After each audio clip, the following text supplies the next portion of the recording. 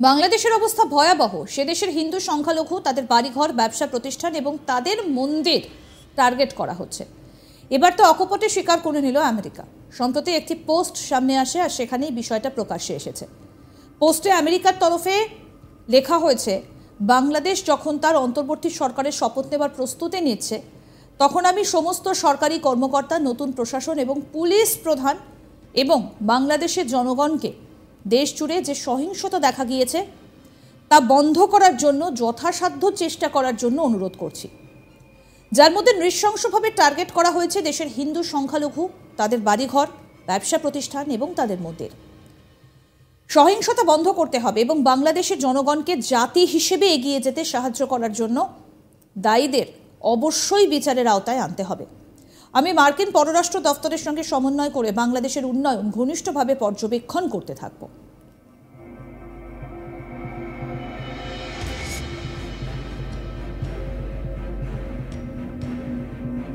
প্রসঙ্গত বলি, বাংলাদেশের নতুন প্রধান মোহাম্মদ ইউনূস বাংলাদেশে পা রেখেই বললেন হিন্দুদের ওপর হওয়া আক্রমণ নিয়ে।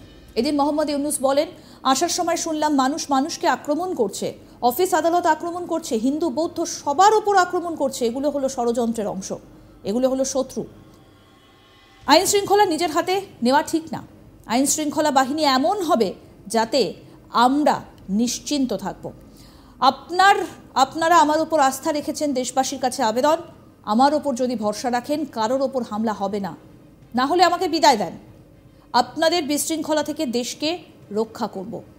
এই সুন্দর দেশের সম্ভাবনাময় দেশ, আমরা একটা পরিবার। আসুন শোনাই কি বলছেন নতুন প্রধান মোহাম্মদ ইউনূস। শুনুন।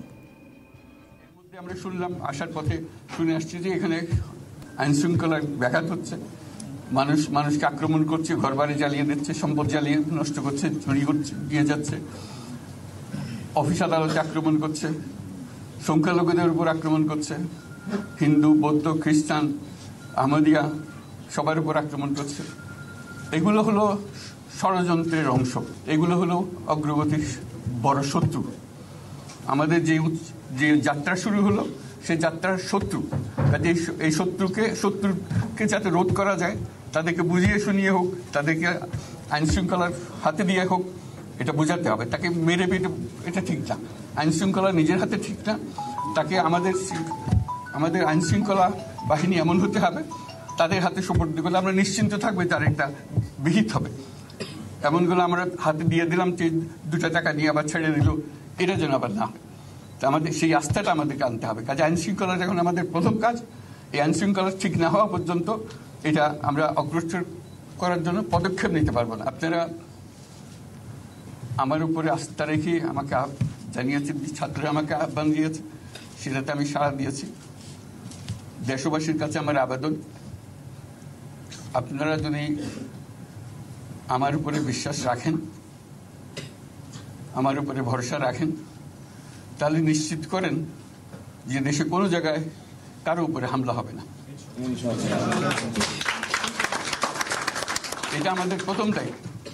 এটা যদি আমি করতে না পারি, এটা আমার কথা যদি না শোনেন আপনারা, তাহলে আমার প্রয়োজন এখানে নাই। আমাকে বিদায় দেন, আমি আমার কাজে থাকি, সেখানে আমি ব্যস্ত থাকি। যদি আমাকে প্রয়োজন মনে করেন, তাহলে আমাকে প্রয়োজন মনে করলে আপনাদেরকে দেখাতে হবে যে আমার কথা আপনারা শোনেন। আমার কথা না শুনলে আমার কোনো প্রয়োজন নাই। আমার প্রথম কথা হলো, আপনারা বিশৃঙ্খলা থেকে দেশকে রক্ষা করেন, আপনারা সহিংসতা থেকে দেশকে রক্ষা করেন, যাতে আমরা যা আমাদের ছাত্ররা আমাদেরকে পথ দেখায়, সেই পথে আমরা এগিয়ে যেতে পারি। এটা একটা খুব সুন্দর দেশ হতে পারে, বাংলাদেশ একটা খুব সুন্দর দেশের সম্ভাবনাময় দেশ। কাজে এই সম্ভাবনাগুলোকে আমরা নষ্ট করে দিয়েছি। এখন আবার সেই বীজতলা আবার তৈরি করতে হবে, আবার আমাদেরকে জেগে উঠতে হবে। তারাই এই বীজতলা তৈরি করবে, তাদের হাত দিয়েই হবে, এবং তাদের দিকে আমরা তাকাবো এবং আমরা তাদের নির্দেশ মতে আমরা অগ্রসর হব। এখানে সরকারি কর্মকর্তা কর্মচারী যারা আছেন, সেনাবাহিনী, বিমান বাহিনী, নৌবাহিনী প্রধানরা যারা আছেন, তাদের প্রতি অনুরোধ, আমরা একটা পরিবার, এইটার মধ্যে যেন আমাদের গোলযোগ না হয়, আমরা একযোগে একসাথে চলতে পারি এবং আমরা তড়িৎ গতিতে একটা সুন্দর বাংলাদেশ গড়ার পথে এগিয়ে যেতে পারি। সেটাই আমার কামনা। আপনাদের সবার কাছে আবেদন, আমাদেরকে সেই সুযোগ দেন। দীর্ঘ আন্দোলনের অবসান, হাসিনা সরকারের অবসান ঘটাতে পেরে খুশি বাংলাদেশের আন্দোলনকারীরা। আর সেই আনন্দের বহিঃপ্রকাশ দেখে স্তম্ভিত গোটা বিশ্ব। বাংলাদেশের প্রাক্তন প্রধানমন্ত্রী শেখ হাসিনার বাসভবনের অসংখ্য ভিডিও ভাইরাল সোশ্যাল মিডিয়ায়। গণভবনের তাণ্ডব চালিয়েছেন আন্দোলনকারীদের একটা বড় অংশ। কোথাও দেখা গিয়েছে গণভবনের ভেতরের ঘরে ঢুকে বিছানায় শুয়ে রয়েছেন যুবকেরা। আবার একদল যুবককে গণভবনের ভেতরে দাঁড়িয়ে খাবার খেতেও দেখা গিয়েছে। গণভবনের বাইরে ভেতরে সর্বত্র চলেছে লুট। হাতের সামনে যে যা পেয়েছেন তা নিয়ে রওনা দিয়েছেন। নাগারে চলছে স্লোগান, চলছে ভাঙচুর। আর এই সবের মধ্যে সব থেকে বিস্ময়কর ছবি বঙ্গবন্ধু মুজিবুর রহমানের মূর্তি ভাঙার দৃশ্য। আর এসবের মধ্যে এক্স হ্যান্ডেলের একটা ভিডিও সামনে এসেছে, যেখানে দেখা যাচ্ছে হাসিনাকে সরানোর খুশিতে হাজার হাজার মৌলবী রাস্তায় নতজানু হয়ে নামাজ পড়ছেন। আর তাদের দেখে মনে হচ্ছে সরকারকে উচ্ছেদ করতে পেরে আল্লাহর কাছে তারা ধন্যবাদ জানাচ্ছেন।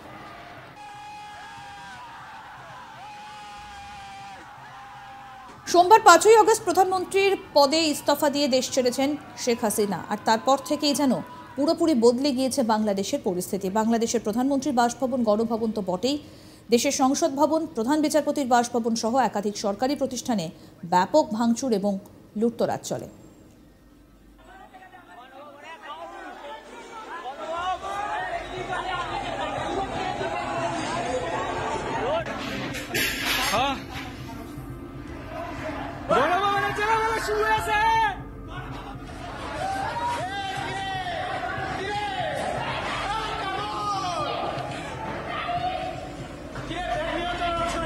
বাংলাদেশের অবস্থা ভয়াবহ। সে দেশের হিন্দু সংখ্যালঘু, তাদের বাড়িঘর, ব্যবসা প্রতিষ্ঠান এবং তাদের মন্দির টার্গেট করা হচ্ছে। এবার সেটা অকপটে স্বীকার করে দিল আমেরিকা। সম্প্রতি একটা পোস্ট সামনে আসে এবং সেখানেই এই বিষয়টা সামনে এসেছে। পোস্টে কি লেখা হয়েছে না, পোস্টে আমেরিকার তরফে লেখা হয়েছে, বাংলাদেশে যখন তার অন্তর্বর্তী সরকারের শপথ নেবার প্রস্তুতি নিচ্ছে, তখন আমি সমস্ত সরকারি কর্মকর্তা, নতুন প্রশাসন এবং পুলিশ প্রধান এবং বাংলাদেশের জনগণকে দেশ জুড়ে যে সহিংসতা দেখা দিয়েছে তা বন্ধ করার জন্য যথাসাধ্য চেষ্টা করার জন্য অনুরোধ করছি।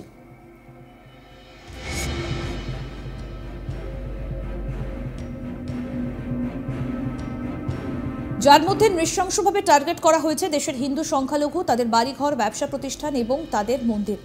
সহিংসতা বন্ধ করতে হবে। বাংলাদেশের জনগণকে জাতি হিসেবে এগিয়ে যেতে সাহায্য করার জন্য দায়ীদের অবশ্যই বিচারের আওতায় আনতে হবে।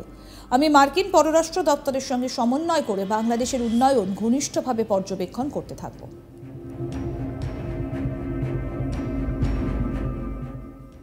আরও আপডেট পেতে দেখতে থাকুন আজ তাক বাংলার ইউটিউব চ্যানেল, সাবস্ক্রাইব করুন।